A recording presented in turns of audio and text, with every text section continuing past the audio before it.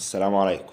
الكتيبة 101 بينتظر الجمهور يا جماعة عرض مسلسل الكتيبة 101 اللي بيعرض على قنوات اون وعلى حكايات اي ار تي وعلى قناة المحور وعلى واتش ات.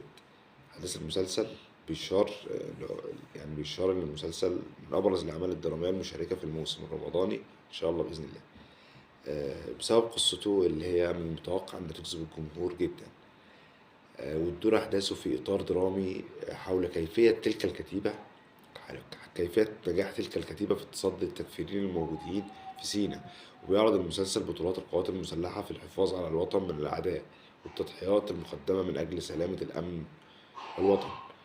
أبطال مسلسل الكتيبة 101 طبعا عدد كبير من النجوم، منهم الفنان آسر ياسين، منهم الفنان عمرو يوسف، خالد الصاوي، فتحي عبد الوهاب، أحمد صلاح حسني، وفاء عامر، وليد فواز، وغيرهم.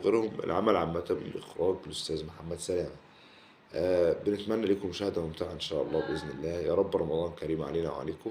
اشترك في القناة وفعل الجرس عشان يوصلك كل جديد بإذن الله. والسلام عليكم ورحمة الله وبركاته.